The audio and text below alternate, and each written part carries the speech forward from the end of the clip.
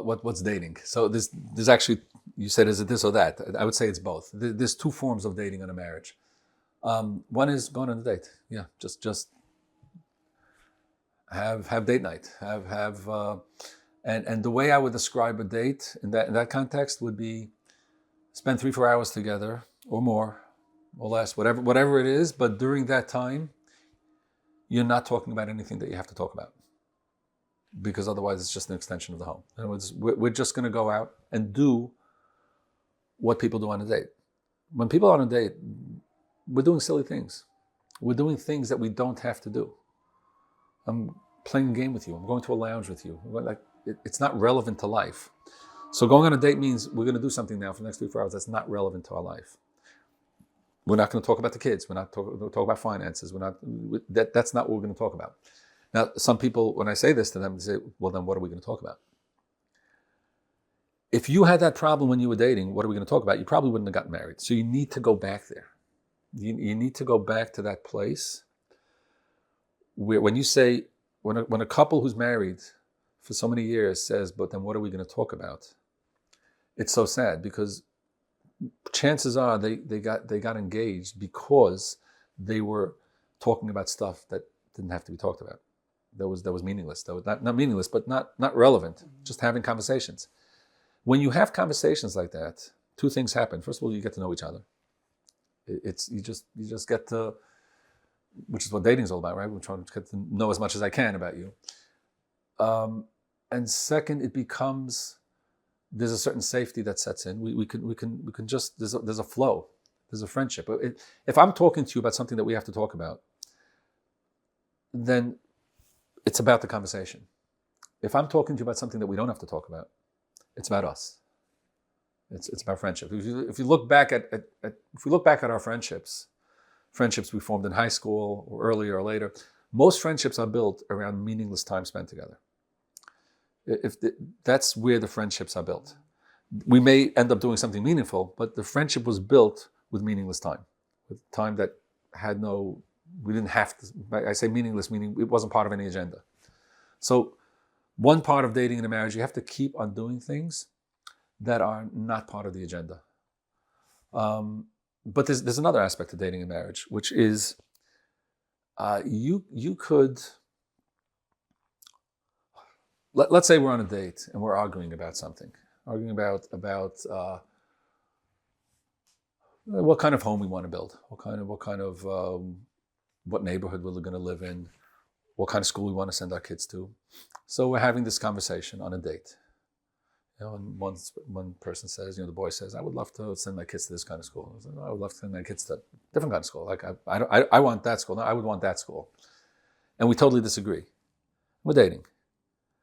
There's a very good chance that I'm going to look at you and say, wow, it's interesting. Why would you want to send your kid to that school? I mean, they have this problem, that problem, and then you'll answer me. And I'll listen to and I'll listen to you, and then you'll listen to me, and I'll listen to you. We're going to actually have a conversation because there's a curiosity. And the reason why there's a curiosity is because there's no kids. And we don't have to worry about where our kids are going to school. It's just a conversation about curiosity. And at the end of that conversation, we're going to know each other a lot better. I'm going to understand you. We still may not agree, but I'm going to get a much better sense of your whole feelings about this, and I'm going to get a much better sense of my feelings about it. You're going to get a sense of my feelings. And we may find there's also a lot of emotions involved in that. Like maybe you don't want to get your kids to go to that kind of school because of something that happened to you as a child, or something happened to your sister. Or there's so many things that can come into a conversation like that, because we're sitting there schmoozing for 45 minutes about something that's really not relevant. Now take that same conversation, fast forward 5 years, and we need to register our kid in school for the first time. And I say, I want to register my kid in that school. And you say you want to register your kid in that school, and my first response is over my dead body. Like I'm not interested in your stupid reasons for sending to that school. Like, no, I'm not. I'm not curious. Like I'm really not curious. I don't want to know. I want my kid to go to that school. All of a sudden, it becomes very relevant. Outcome becomes everything, and it destroys curiosity. When we're dating, because there's no outcome, I'm not threatened. I'm not threatened by your worldview, because if I don't like your worldview, I'll marry somebody else. There's no threat.